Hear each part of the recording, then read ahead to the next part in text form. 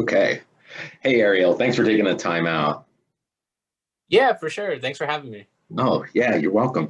Let me start by just introducing myself. My name is David Colodney. We're doing this for Miami Book Fair and South Florida Poetry Journal.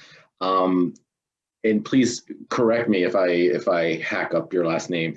But I'm going to read your bio. Ariel Francisco Henriquez Cos is the author of A Sinking Ship is Still a Ship, which came out on Burrow Press 2020.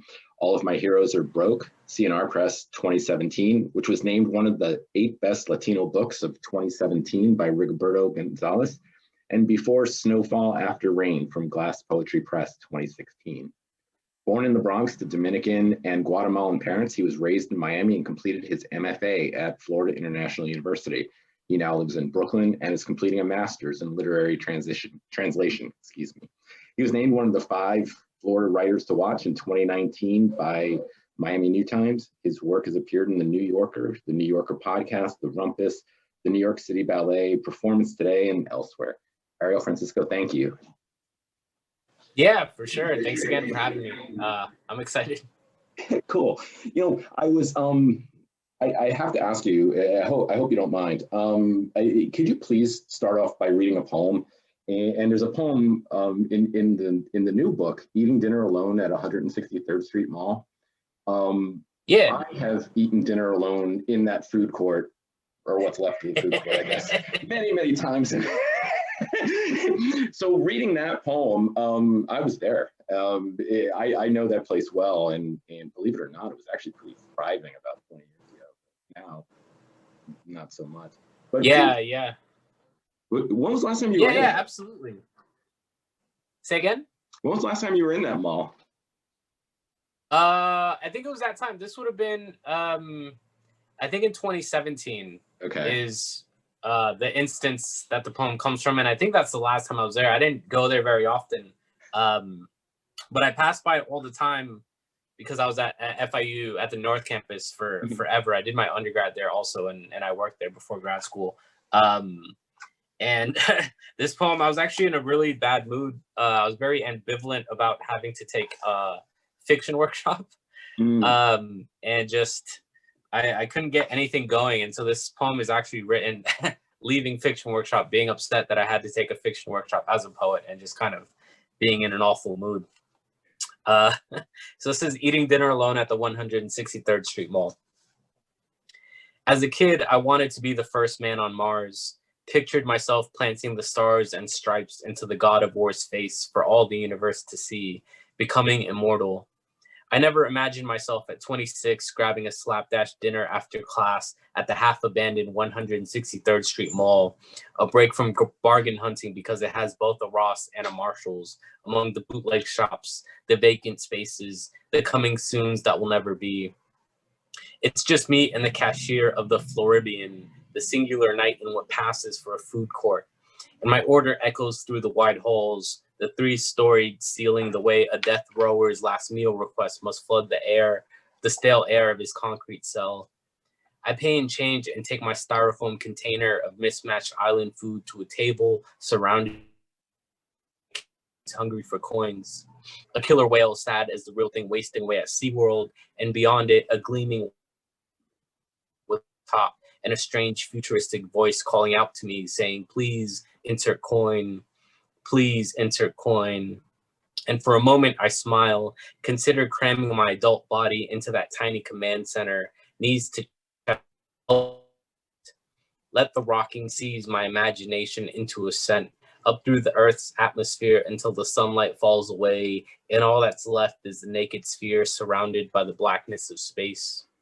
But the machine's constant plea reminds me that I'm star-crossed, having spent my last quarters on this cold jerk chicken, rice, and beans. Terrific. Thank you. Yeah. It's great. I finished reading the book last night, and I walked out into the living room and I said to my wife, I was like, man, this guy wrote the book I wanted to write. And it's a really cool title too. I grew up in Miami, and so I use Miami as a reference point for a lot of my work as well. When you were at FIU, did you study with Denise Duhamel? Yeah, absolutely. Yeah.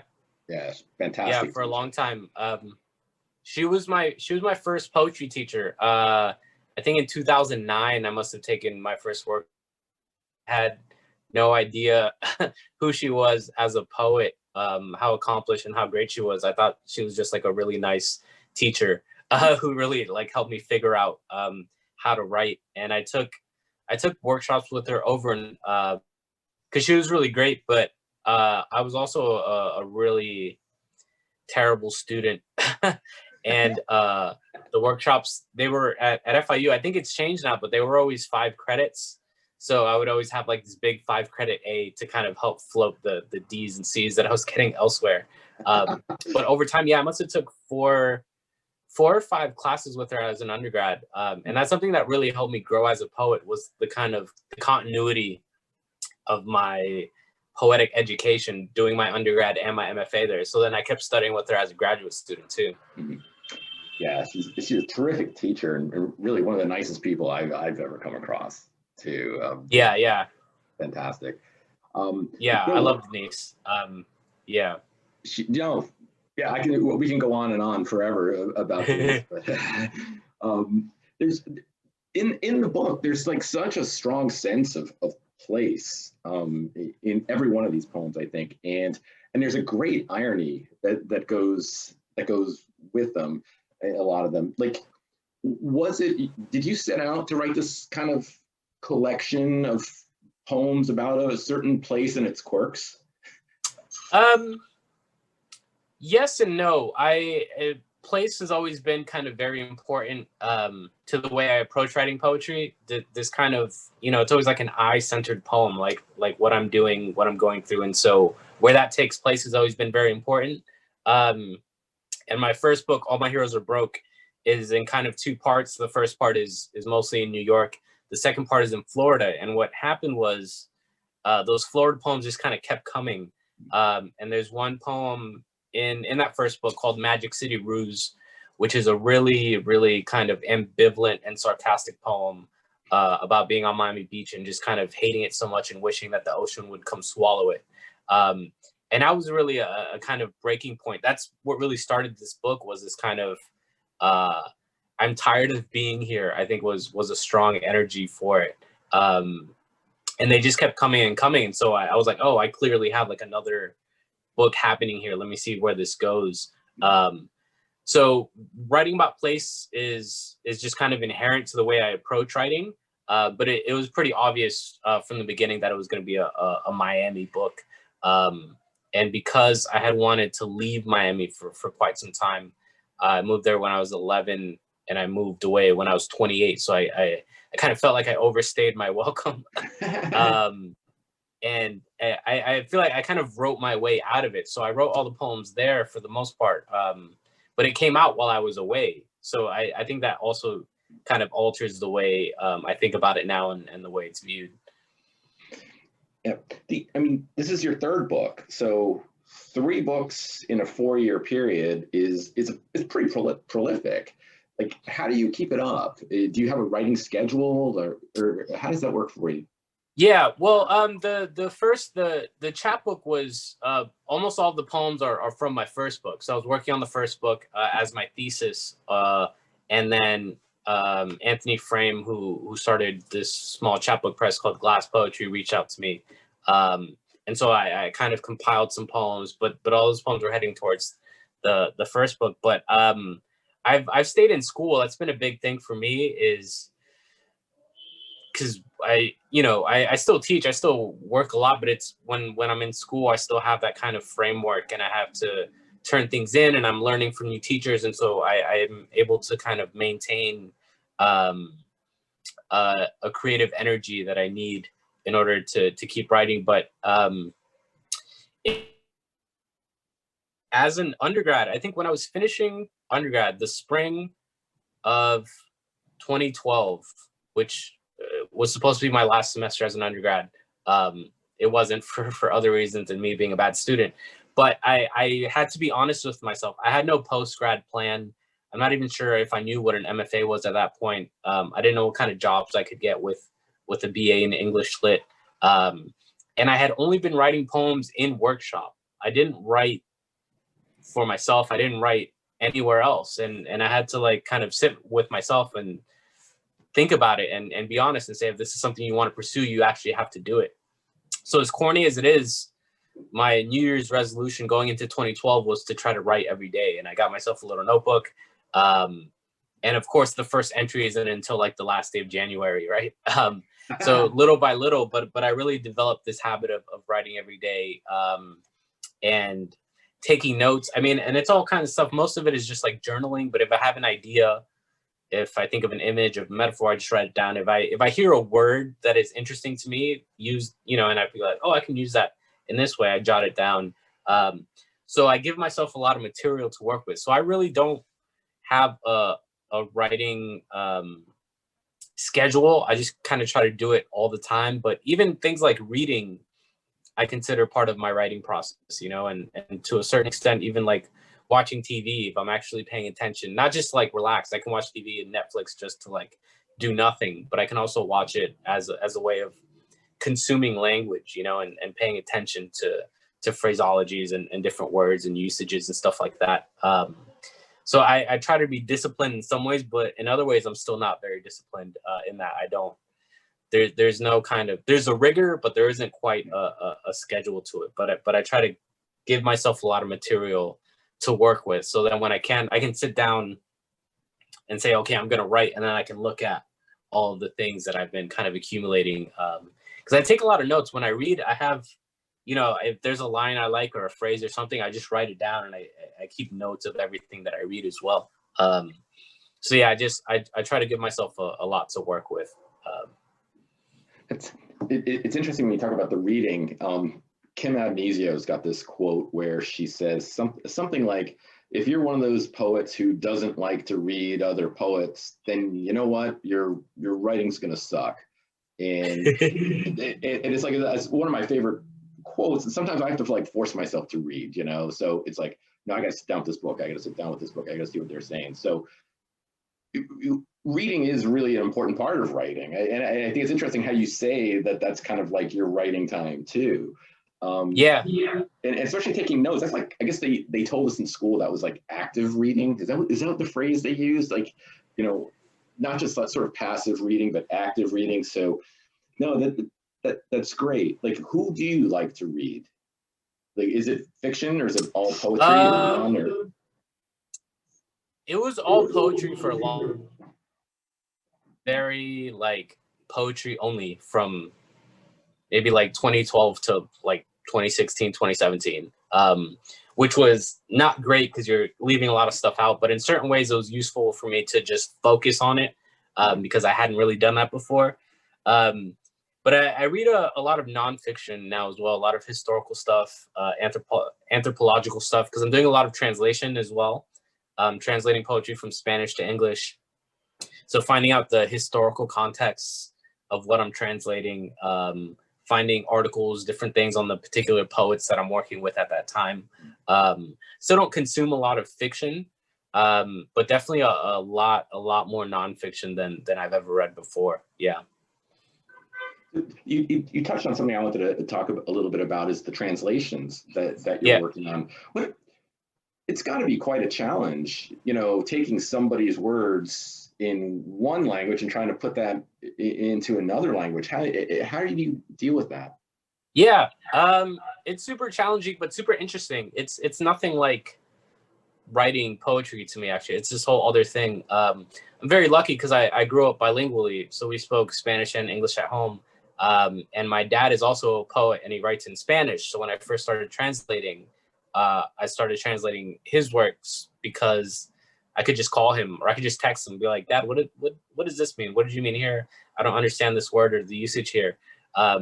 Which is very, it was very useful, and I have a great relationship with my dad. So it was, it's been kind of fun as well. But one thing that was difficult was that I learned that my Spanish was not nearly as good as it needed to be. So I think I started translating in 2014, and maybe only in the last couple of years have I felt, I don't need the dictionary at all sometimes, which has been great. But what I do, I only translate poetry because that's what I know and I understand. And I try to find, there's so much out there that trying to find something that is similar in certain ways to my own work. That way I have the tools, I think, to bring it into English, right? So if I really value something like images, creating images and lyricism in my own poetry, I look for poets who also do that. That way I have the kind of mechanisms and I understand how it's supposed to work in English. That's the real key, because it's not just translating information, right? If that was the case, you could just plug it into a machine and it'll give you the word for word. But translating what it's accomplishing in Spanish in a way that it accomplishes the same thing in English, even if it looks different or it's constructed a little differently, I think the translating the effect or the intended effect is the challenge, but also the fun part. But I stick to what I know, to be honest. Sometimes I'll put in Spanish who I really like, but they're doing something totally different than from what I do in my own poetry. I might not be equipped to translate that, if that makes sense. No, it does. It does, and so much of it is it's not just word for, like you say, it's not just word for word. It's, you know, kind of capture what the poet is trying to accomplish in his native language or her native language, and also the feeling that kind of comes with a poem, you know. Yeah, absolutely. Trying to capture the voice, the tone. That's the challenging thing, but it's also I find it super fun, because you can, you know, it's the poem exists already. I'm not, you know, I don't feel like I'm creating anything. I feel like I'm just trying to kind of guide it into a new space. Because to me, the medium is the language, right? So I'm not writing a poem when I'm translating. I'm just trying to bring it into a new space and make sure it can exist in that space. Got it. Now, you actually aren't you studying literary transition now as well? Yeah, absolutely. Out at Queens College, and that's been amazing because I had never taken a craft class on translation. I had never taken a workshop in translation, and it's been incredible. It's been fruitful, and just it's really changed the way I think about translation in really good ways. Cool. Yeah, cool. The I want to get back to your third, I guess, second full length book. When you have your first book published, that's got to be like just an incredibly exciting moment. And how's the excitement level for every subsequent one? Does it change? Well, it's tough because this came out in April, so a lot of you know, the state of the world was kind of overwhelming, and we had to cancel. You know, we had readings and a little tour set up and everything, and that all got canceled. Which, you know, can't be too upset about that given the state of things. Right. But it's still super exciting. It's weird because it's exciting, but also, you know, at this point, I've finished another manuscript. You know, and this book, it was supposed to come out last year, and I had a kind of falling out with the press that did the first book. It was supposed to come out with them. We had a little bit of falling out. I was lucky enough to get in touch with Ryan at Burrow Press, based in Orlando. So the book was actually in limbo for a little bit, and then came out about half a year after it was initially supposed to, a little more than that. So the way this book came into existence was also a little strange and unusual. But the time between finishing a book and when it comes out can also sometimes be a year, 2 years. So it's kind of odd. You're excited to finish it, and then it gets picked up, and that's exciting. And then at least I'm working on other things between the book being done and the book being coming out. So by the time it does come out, that's also always super exciting. But also it's like, but I've been working on these other things also. So like when I do a reading now, I read from the book, but I also am excited to like read some of the new stuff that I've been doing. And it's all just very weird. The timeline of what people see that I've done versus like what I'm doing, you know, I'm still like very far ahead. Like this book feels, it's from like quite a few years ago for me, you know, from my perspective. But still super exciting. And the best thing about this book for me was that we were able to have it translated into Spanish. So a lot of my friends in Miami, this is the best thing in the world to me, is that they're buying it for their parents. who only, you know, might speak and read in Spanish, who don't have a particular interest necessarily in poetry, but they still feel like it's for them simply because it's accessible to them. That's been the coolest thing in the world to me. That's awesome. Yeah. That's really, really cool. So with what you're working on now, like how would you say your work's evolved over, you know, since the Sinking Ships material was done? Yeah, that's interesting. It's evolved. There's still, place is still super important. But it's kind of, I've been spending a lot of time with my dad and talking, and there's a lot of no, to call it, it's kind of like archival material that I'm digging into, even like the anecdotes that my dad tells me, or you know, we went to the Dominican Republic last November for a poetry festival, which is cool. But being back there, I hadn't been there since I was 15, I think, in 2005. So being there as an adult with my dad, and you know, we're going to all these places, and he's telling me things that he remembers. So there's a lot of poems about my dad. There's a lot of like family history type poems, and a few poems. Something just for myself that I always struggle with was writing long poems. My poems are mostly very short. Mm-hmm. And when they're long, they're only about 3 pages and still kind of sparse. Even the long poems in this book, you know, they're long for me, but they're not long poems. So trying to push that as well with these new poems. I have a few that go to 5 pages, I think, maybe one that goes to 6, which I've been trying to do for a while, trying to figure out how to pull that off. So the new material, what will be my 3rd book, is a bit different. Just it spends a lot of time in the past and a lot of time with different people. They almost become characters, my dad, my uncle. So trying to do something different, but I think it's still very much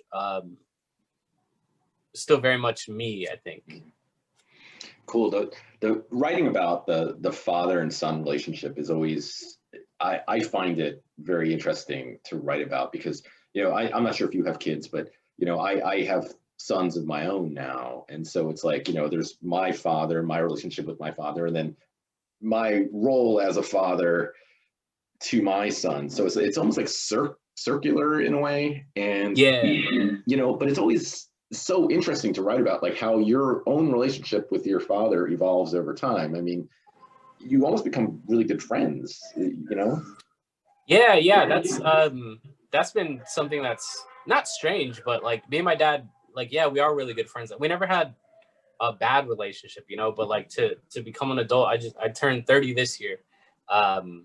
And yeah, sometimes I'll be on the phone with my dad and we'll just be talking about like just poetry things. He'll be telling me about what he's reading. I tell him what I'm reading, what I think of this, what I think of that.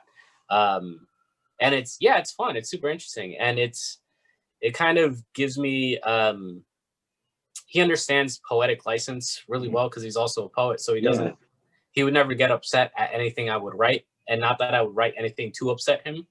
But it's kind of freeing in a way to just not have to worry, to be able to write about him and us, and not have to worry about what that reaction might be. You know, I've had conversations and class visits about writing autobiographically, right? And it's been super interesting because I do that, but the one thing that a lot of people worry about, which I don't when I write about my dad, is like, you know, what is this person going to think about what I'm saying about them, or how I'm incorporating them into my own story. So that's very liberating and freeing in a certain way. Cool. It's great when you come to the realization that your dad's a human being, and not just a parental unit, you know, but an actual person. I look forward to my sons coming to that realization at some point. It hasn't happened yet. Yeah. It's interesting, and he has some poems.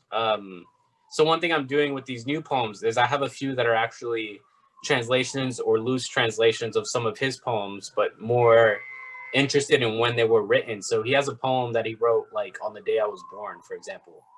And cool. So I've taken that, translated and played with it into English, and then retitled it, you know, poem written by my dad on the day I was born, for example, and things like that. Yeah, it's super interesting. Is the street loud? Can you hear all that? It's sirens. You're in New York, right? Yeah, but I can close the window. I don't know if that would make it better. No worries. Yeah, it's all good. Okay. I've been to New York and I've heard that sound. So, I guess I kind of wanted to ask you about, I guess I touched on your prolificness as a writer earlier, but like, how do you handle the dry spells? I mean, everybody goes through them. Yeah, that can be tough. For me, translating has really been able to fill all of those gaps, because there's I'm not sure how to call it. There's an uncreative aspect to it, to a certain aspect to it, which is just, if I can't do anything, if I can't write, if I can't read, I can at least get it into English. I can just do like a crib or like a draft and just do the work of getting it into English, and then I'll work with the English that I have. So that I can do, regardless of how creative, uncreative I'm feeling, because it's just like, do a draft, right? And that doesn't take any creative energy at all. That way, I do sometimes do just the word for word, just to like have a draft and have something to work with. But sometimes there's nothing you can do, and I still have my schoolwork, and I teach a lot. I've been working as an adjunct, forever now. So I'm always teaching like between 3 and 6 classes. So sometimes the dry spell is, I have 200 papers to grade, Right. Yeah, it's rare, and it's important to rest, I think. I mean, I think a lot of us are living in this kind of constant, have to be doing something, have to be working, and I do too. But also, I try to remind myself that, like, no, I can do nothing today. I can just, watch Netflix or whatever, or play a video game for a couple hours, which I don't do too much these days. But Yeah. go for a walk. Try not to think about it as a dry spell, but rather just like a day off from everything.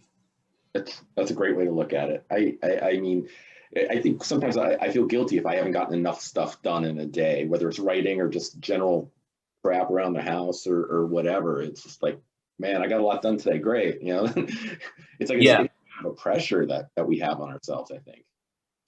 Yeah, absolutely. And I feel the same way. It's easier to say that now, like, when you're asking me, but that absolutely happens to me also. And I send a lot of stuff out, I send like submissions and try to get published. So one thing that I joke with my friends, if I do nothing, for a whole day, and then at like 7 p.m. I get a poem accepted, that counts. That retroactively makes it a productive day. Absolutely, for sure. Do you ever lose your enthusiasm for the poetry world? I don't think so. Because there's always something, it's very strange. But there's always something going on. Someone says something, there's something kind of thing happening. There's always some kind of drama, for sure. But that's still, I think, for me, just a small aspect of it, because poetry, at least for me, exists in almost this kind of cosmic way. So if there is something happening that makes me feel like I could lose my enthusiasm, or is affecting me negatively, I can just turn to something that I love and read that, and so no, I don't think I ever do lose my enthusiasm for poetry or for the poetry world. Though certain things might pop up, but I manage, but very deliberately. I think I try to manage and retain something. I'm going to let you get back to your life here in just a second. Oh no, it's all good, man. One of the poems in your book is called "Ruins of Earliest Church in America Discovered in Florida," and you write the line, which is tremendous. And you write this line: "Is there anything more Florida than being buried under a church that will be buried under a shopping mall that will be ripped open by a hurricane named after one of the 12 apostles?" If that doesn't summarize Florida in 4 lines, nothing else will. I mean, you've written a lot of place poems. We talked about that earlier, but after writing those little 4 lines, you've summed it all up right there. Yeah, that was that was like a headline. The title of the poem was a headline that I read somewhere, and I was like, this is the most Florida thing I've ever seen in my life. It's so ridiculous that it could only be here. I mean, the only thing that would make it more Florida is if they built, after discovering that, they still build like a McDonald's on top of it or something, or some kind of, you know, that would make it even, if they find that thing and say, we don't care, we're going to build the mall back up over it. That's awesome. Ariel, thank you so much. The new book is A Sinking Ship It's Still a Ship. It's been great talking to you, and be well. I look forward to your next work. Yeah, thanks so much. And thanks again for having me. This is fantastic. I really appreciate it. Great. Same here.